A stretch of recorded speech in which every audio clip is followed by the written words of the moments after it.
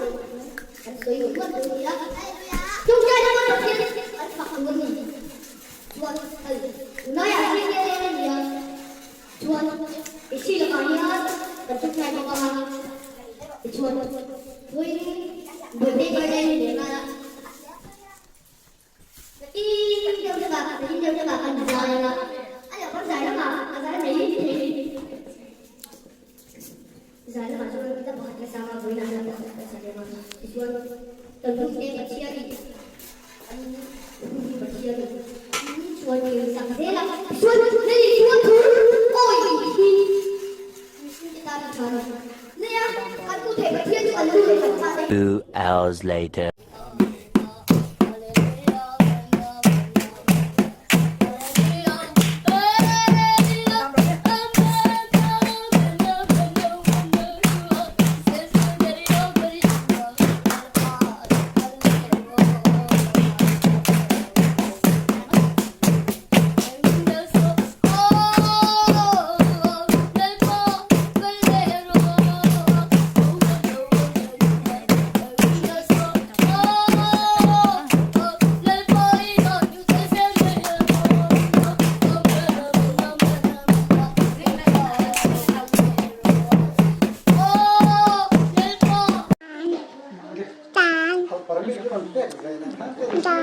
Coba cerong fungsi, cerong kan. Nang mai pakai sih coba cerong fungsi. Coba ikan dia sih, saya jauh loh. Kita jauh kalau merong, dia masih helah mai waktu kan, dia mai kisih kan. Kalau main coba,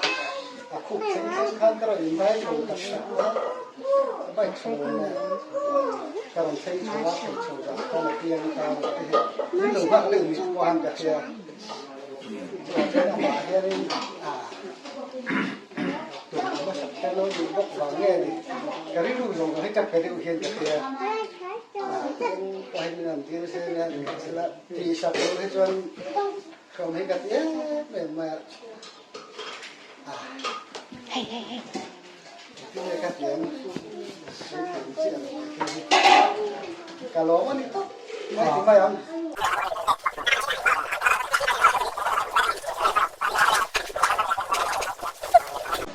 nhiều cái mấy cái gì à, chỉ một cái xem cái gì mà không có cái gì cũng không phải nhiều.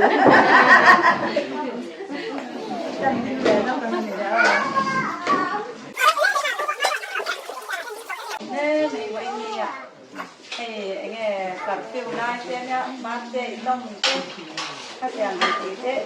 Cái đó là cái hành hòm lệ chứ, cái hành dập theo này rồi. Vàการผันเราดูหนักพยายามกันทันทีรู้ว่าเนี่ยอารมณ์ตักแม้ไม่เป็นจานชากันไงสวยก็จะกินเรามาเนี่ยนะ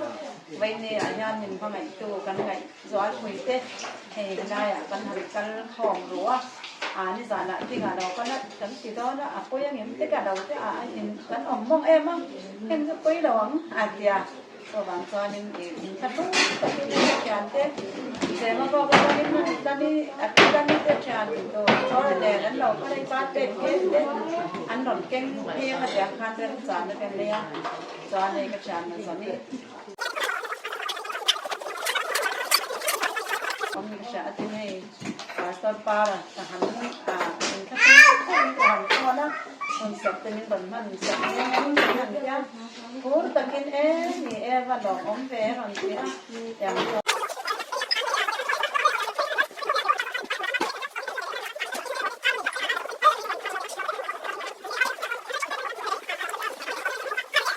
cầm tối nào ông chăn hết đây á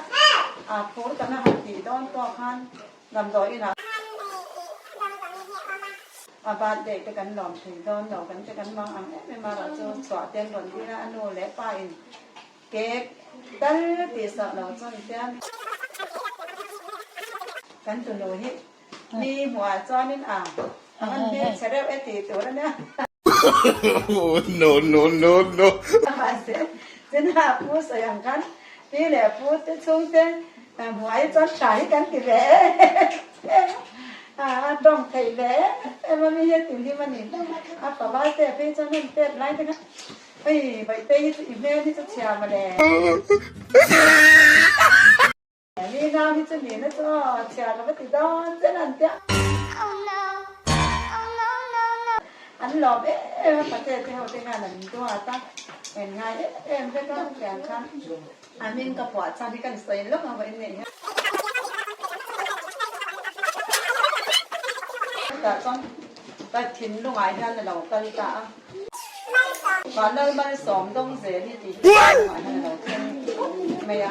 ta theo thì mà xóm là thì ở quý cái tía apa mà xóm là thì cần là đông dễ đông gì hơn cái tía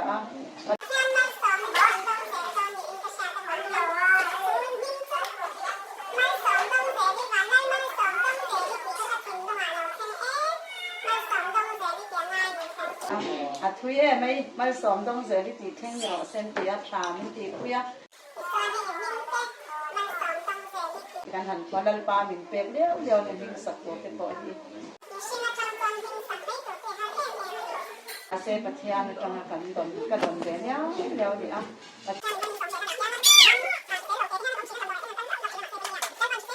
đó tập mấy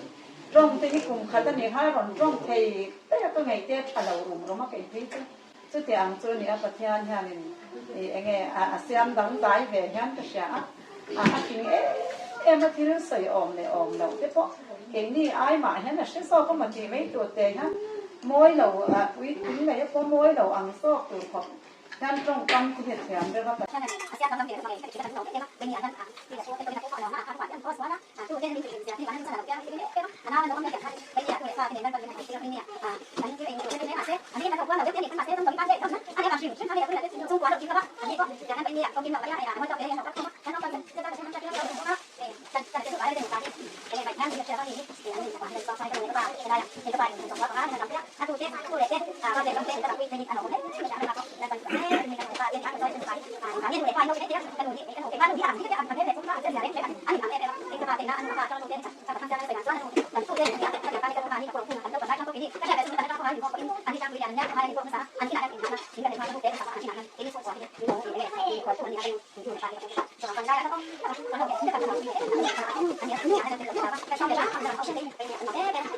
Đòn thú căn xây này. Lỡ thì kia mình khắc sai tủ rin là kia nào phải xôm đôi nhẽo.